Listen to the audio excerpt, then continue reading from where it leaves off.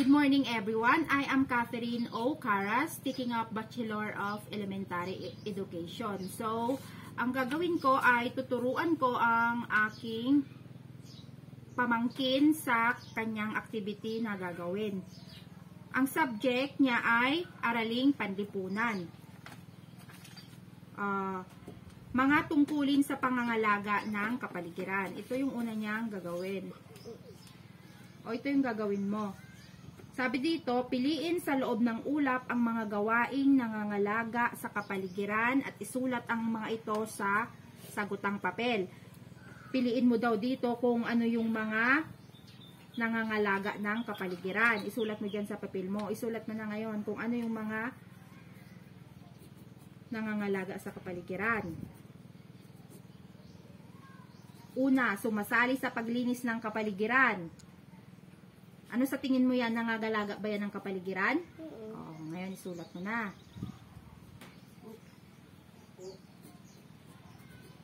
O, itong pangalawa. Nagtatapon ng basura sa tamang lalagyan. Tama ba yan? Opo. O, sulat mo na ngayon. Sulat mo dyan sa iyong papel. Pangatlo, pumipitas ng mga bulaklak. Sa tingin mo yan nangangalaga yan sa kapaligiran? Hindi. Oh. Pang-apat, pinupulot ang mga kalat sa kapaligiran. Tama. Oh, magaling. Nagtatanim ng mga puno at halaman. Sa tingin mo yan, nangangalaga yan sa kapaligiran? Tama. Oh, isulat mo ngayon yan. Umiiwas sa panguhuli ng hayop. Tama. Oh, magaling. Ngayon, pati nga yung ginawa mong aktibidad, magaling. Lahat ay tama ang iyong sagot. Pangalawa, ito naman. Isulat sa sagutang papel ang salitang tama kung ang pangungusap ay nangangalaga sa likas na yaman at sa kalinisan ng komunidad. Kung hindi naman, isulat ang mali.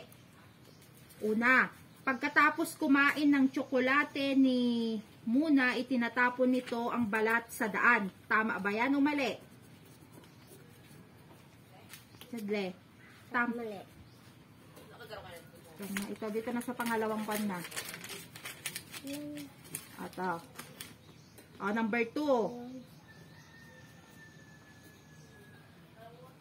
O, number 2. Laging isinasara ni Rosa ang gripo pagkatapos nitong maghugas ng kamay. Tama o mali?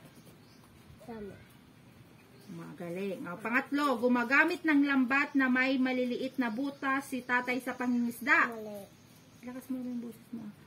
Sumasali sa paglinis ng komunidad ang mga bata. Tama. Magaling. Si Lino ay nagtanim ng bagong halaman. Tama. Magaling. Ito naman yung panghuling gagawin mo. Mayroon akong babasahin na dialogo. Ngayon, pagkatapos nito, sagutan mo yung mga katanungan niya. Isang araw sa barangay Mabuhay, may dalawang bata na naglalakad pauwi galing sa eskwelahan.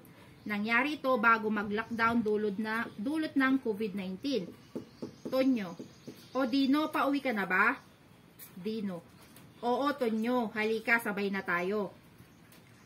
Tonyo, alam mo ba, sabi ng guro namin, hindi muna kami papasok sa paaralan? Dino, bakit daw?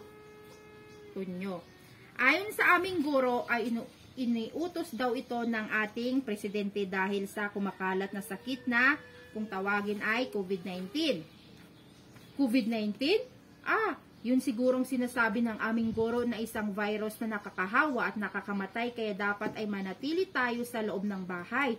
Laging maghugas ng kamay, kumain ng masustansyang pagkain at panatilihin ang kalinisan sa ating kapaligiran upang makaiwas sa sakit. Ganun ba? Kailangan pala nating gawin ang mga iyan. Pag uwi ko ay maghuhugas agad ako ng kamay, kakain ng masustansyang pagkain. Sisimulan ko na ring tumulong sa paglilinis ang aming paligid at mananatili na muna sa bahay. Alam mo rin ba, Tonyo, na makakatulong din tayo sa pangangalaga ng kapaligiran sa ating gagawing paglilinis? Tama ka dyan, Dino. O sige, malapit na ako sa bahay namin. Ingat. Ingat din, Tonyo. Nagpatuloy sa paglalakad ang dalawang bata pauwi sa kanilang bahay. Ngayon naman, may mga katanungan dito. Sino ang dalawang bata na nagkita sa daan? Dino at Sino po? Toyo. Dino at Toyo. Ay, magaling. Si Dino at Tonyo. Ano ang tinanong ni Tonyo sa bata? COVID-19. Magaling. Pangatlo, anong sakit ang naging dahilan upang mahinto ang pag-aaral ng mga bata? COVID-19. Oo. Dahil sa COVID, kaya natigil yung kanilang pag-aaral. Ano naman ang maaring gawin ng mga bata upang makaiwas sa sakit sa kumalat na paligid? Anong gagawin daw ng mga bata para maiwasan yung... Maglinis at maghugas. Oo, maghugas ng kamay bago At kakain. lumabas. Magaling.